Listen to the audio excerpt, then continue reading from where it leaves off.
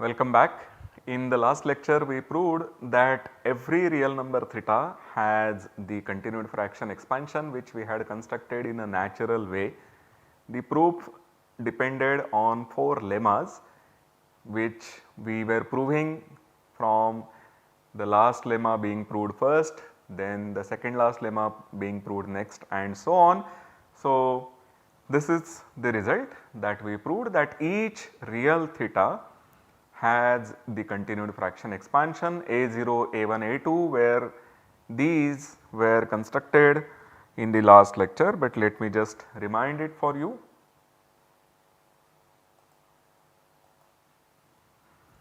So, here we have that a0 is the integral part of theta. If a0 is not equal to theta, then theta is a0 plus 1 upon theta 1, where theta 1 is now bigger than 1 and we defined a1 to be the integral part of theta and this is the way that we continued.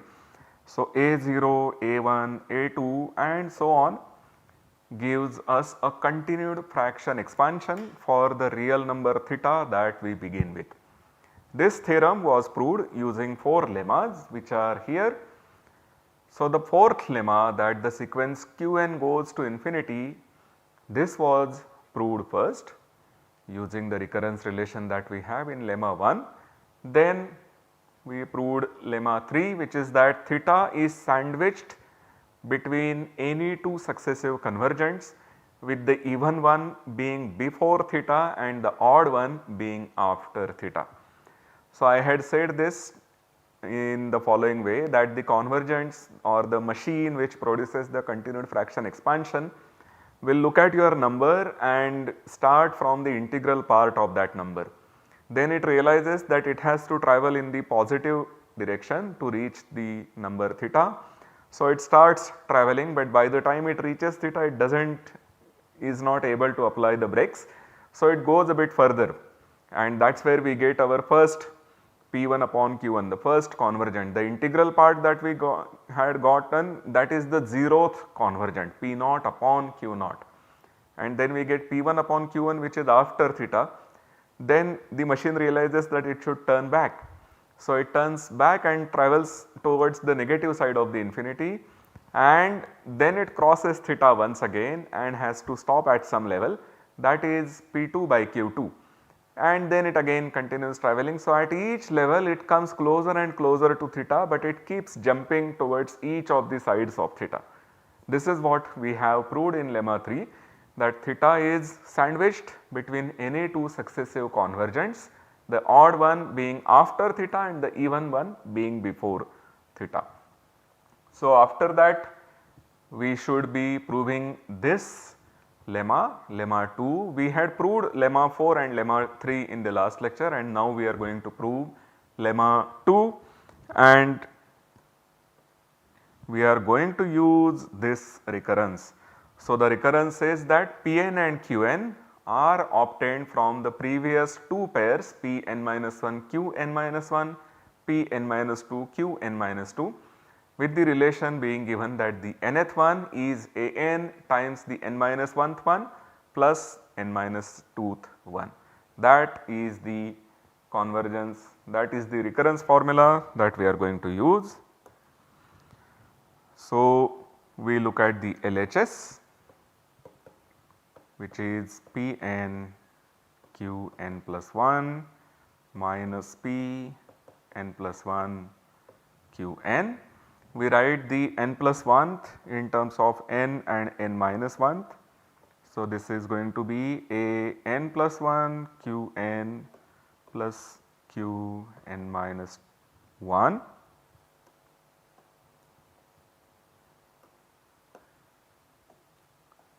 This is the formula for Qn and then we write the formula for Pn plus 1.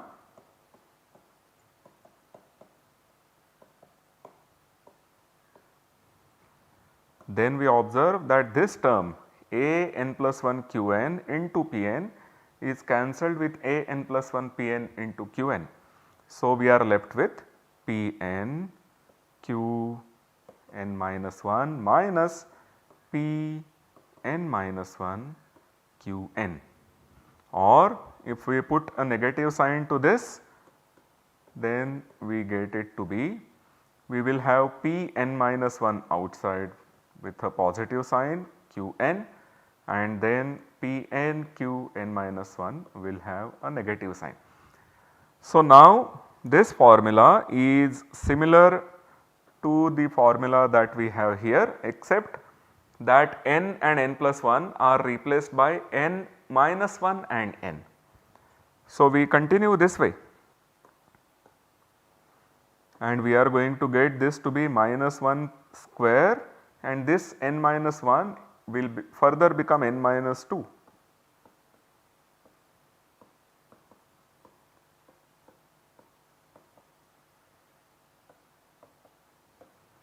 And continuing this way, we will reach when we have minus 1 power n.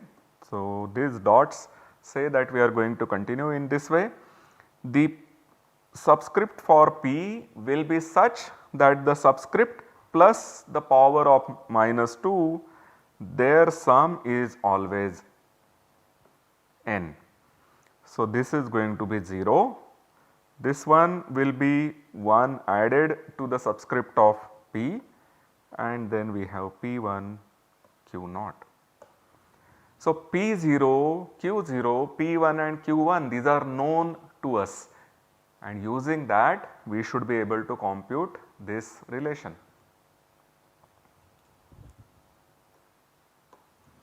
We have that the LHS is minus 1 power n p0 q1 minus q0 p1.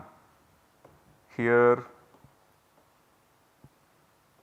A0 is p0 and q0 is 1. Remember that the first convergent is the integral part of theta, which is an integer, and then the denominator has to be 1. We are always writing any rational number in the form p comma q, where p is an integer, it can be positive, negative or 0. Q is always a rational number, q is always a natural number, and moreover p and q have no common factor. We are writing the rational p by q in the lowest form, that is what we have. So, q0 has to be taken to be 1, and then p1 upon q1, this is A0 plus 1 upon A1, which is A0 A1 plus 1 upon A1, and we observe that here A1, the denominator which is A1 and the numerator A0 A1 plus 1 are co-prime to each other.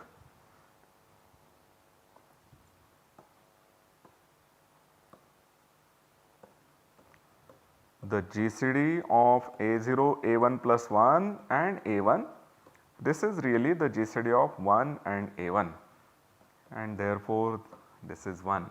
Whenever we have two numbers A and B, if you add multiple of any of those two to the second one, the GCD is not going to change. So, we have that A0 A1 plus 1 comma A1 is 1 comma A1, which is 1. A1 is positive now, because remember A1 was obtained by taking the integral part of theta 1, which was bigger than 1. A1 onwards all the integers are positive. A0 can be positive, negative or 0, but A1 onwards they are all positive. So, A1 is Q1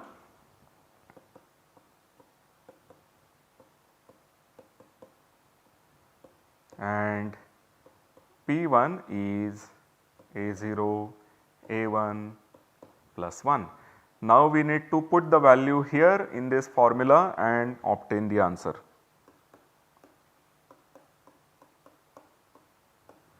P0 Q1, P0 is A0, Q1 is A1,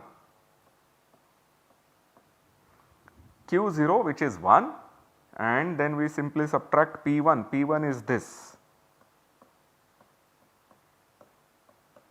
these two get cancelled, you are left with on -1, and so ultimately you get it to be -1 power n plus 1, which completes the proof, because we wanted to prove that this is Pn plus Pn Qn plus 1 minus Pn plus 1 Qn. This is really -1 power n plus 1. So, if your n is odd, then -1 power n plus 1 will be 1. If n is even, then -1 power n plus 1 is going to be an odd, is going to be -1. So, this is the proof of lemma 2, which was simply a computation using the recursion that we have already seen in lemma 1.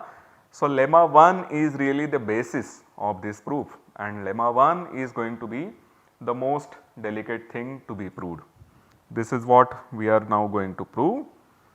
So, we have Pn by Qn to be this particular continued fraction. What we do is that we take the continued fraction from A1 onwards. So, we consider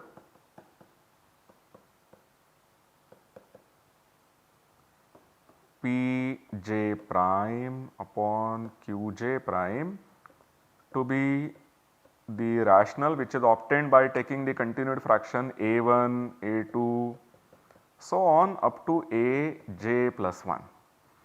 Remember, when you have n plus 1 terms, we should have the subscript n here. So, here we need j plus 1 terms to have the subscript j. So, here these are the convergents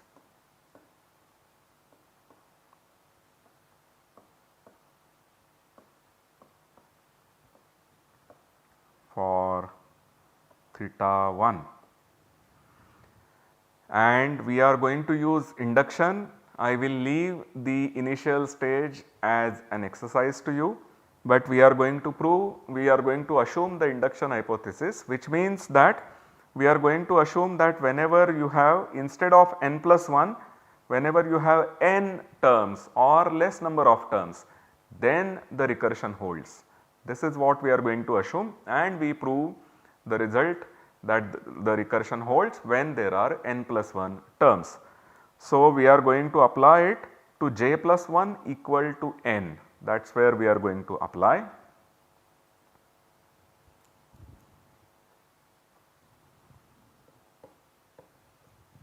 By induction hypothesis, we get Pj prime equal to Aj Pn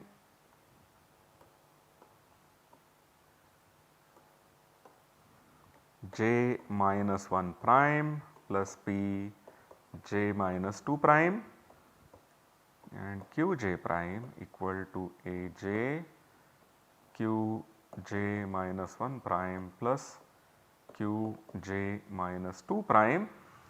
Here we should note that An was the last integer in the continued fraction expansion. For j, it is the j plus 1. So, we should replace the Aj by Aj plus 1 in both the expressions for P prime j and Q prime j. This we have for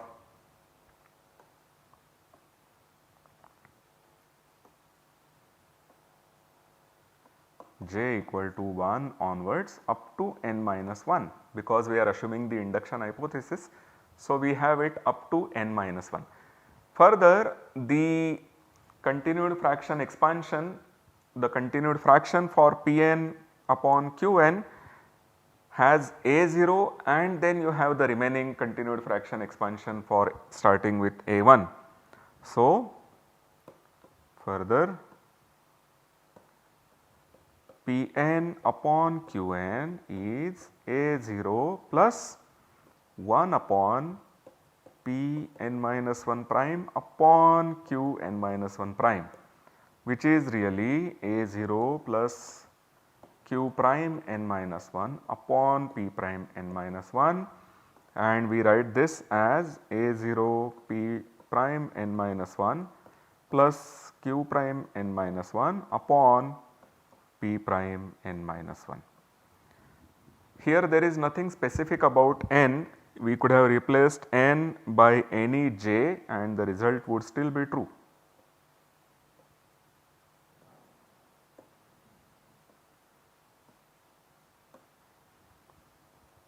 In fact, we are going to require the result for a general j later.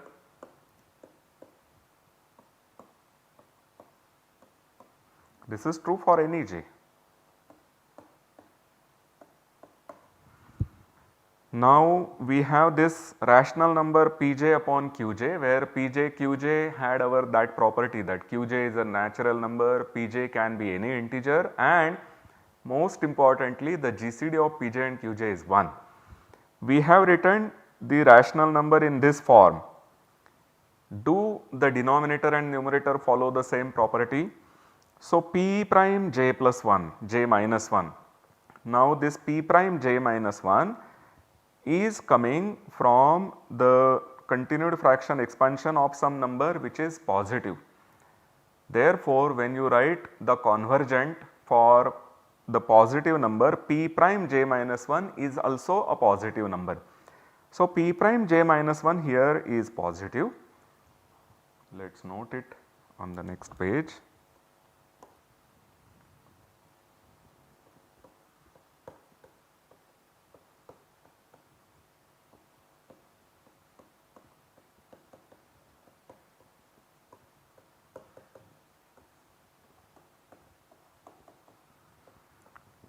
Here p prime j minus 1 is positive, therefore it is natural number, and the GCD of a naught p prime j minus 1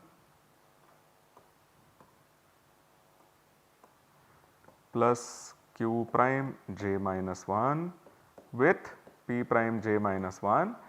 This is using the property of GCD once again is same as the GCD of p prime j minus 1 and q prime j minus 1, because this is simply a multiple of p prime j minus 1, and this is 1 because p prime j minus 1, q prime j minus 1 have the property that their GCD is 1. So, we have written this rational number in this form where the denominator is natural number and the GCD of the denominator and numerator is 1, then we must have Pj equal to a naught p prime j minus 1 plus q prime j minus 1, and that qj is p prime j minus 1.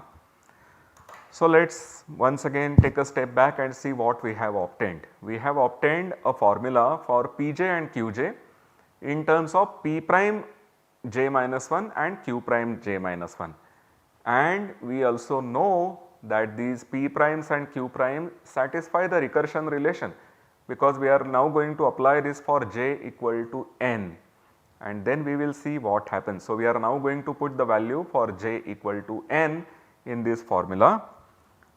So, we get that Pn is a naught Pn minus 1 prime plus Qn minus 1 prime, Qn is Pn minus 1 prime.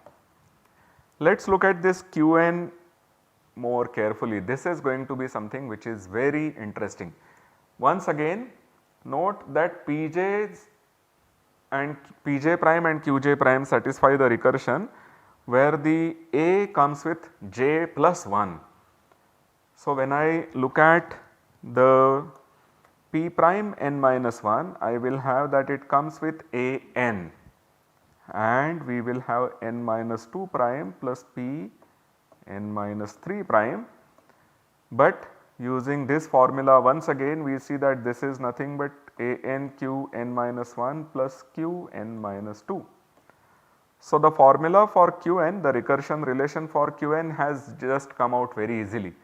That is because for Qj we had a very simpler expression in terms of the P prime, and P prime by induction assumption satisfies the recursion relation which is here. So, you have Qn which you write in terms of P prime which has this recursion relation, and then you write these P primes back in terms of Qn's and you get our recursion relation for Qn. So, the only thing to be proved now is this formula, and remember we will need to use this formula. So, Pn is A naught Pn minus 1 prime plus Qn minus 1 prime. This is coming from the Pj's in terms of P primes and Q primes.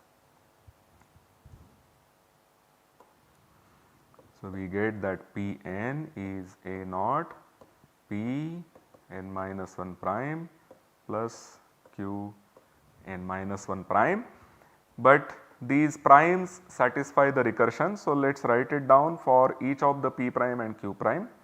This is going to be A n P n minus 2 prime plus P n minus 3 prime plus Q n minus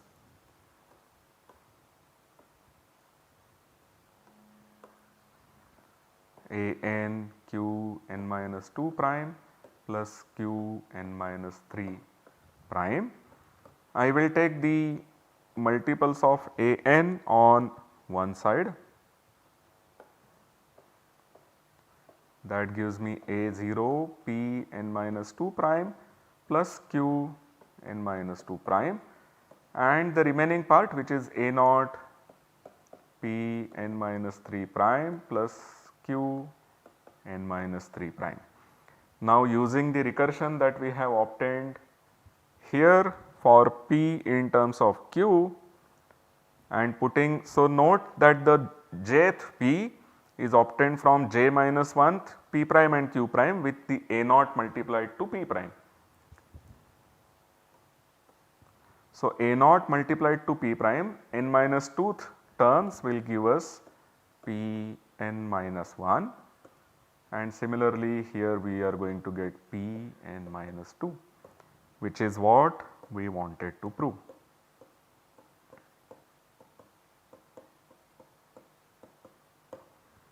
The recursion relation for P. This completes the proof. So, just to recall the all 4 lemmas for you once again. Lemma 1 gave you a recursion relation for P n and Q n in terms of the P n minus 1, P n minus 2, Q n minus 1, Q n minus 2 and the integer A n.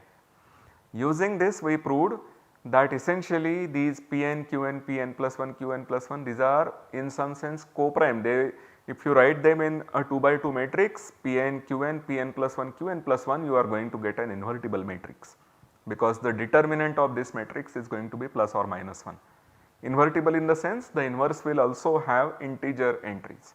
That was the essence of lemma 2. Lemma 3 told you that theta is sandwiched between any two successive convergents, and lemma 4 told you that Qn go to infinity. So, once you have that theta is sandwiched between any two successive convergents, you will look at the distance between any two successive convergents. Using lemma 2 we see that the distance is less than or equal to 1 upon Qn Qn plus 1. Therefore, theta is at most 1 upon Qn Qn plus 1 from the nth convergent Pn upon Qn, and as Qn goes to 0 infinity, the 1 upon Qn Qn plus 1 is going to go towards 0, and therefore Pn upon Qn converge to the theta. This is how we had the whole proof. But in this proof we have proved this very important thing, that mod theta minus Pn upon Qn is less than or equal to 1 upon Qn Qn plus 1. Let us see what this gives us. It gives us that the convergents satisfy this particular property, theta minus P by Q is less than 1 upon Q square. Let us see a quick proof of this. We have already noticed that theta minus Pn by Qn is less than or equal to 1 upon Qn plus 1, but Qn is strictly less than Qn plus 1, and therefore this quantity is less than 1 upon Qn square. So, our convergents satisfy the property that they are good approximations to theta. So, we have proved that if you take a real theta, you have a continued fraction expansion for this real theta. You take the expansion, cut it at nth stage, we get rational numbers, we call them convergents. These convergents converge to theta. They give you a sequence of rational numbers converging to theta, but this result says that these convergents are good approximations to theta, in the sense that the distance from theta to p by q is not more than 1 upon q square. So, these are good approximations to theta. We will in fact later see that these are the best approximations to theta. We will have some small condition and say that if you have any rational satisfying such an inequality, and I am saying such an inequality. So, I am not saying exactly this inequality, we are going to add something more to the denominator here. So, any rational satisfying such an inequality is in fact a convergent to theta. So, what we have proved once again to recall is that convergence give you good approximations to theta, but we will prove that these are the best approximations to theta. So, this will be proved in the later lectures. See you then. Thank you very much.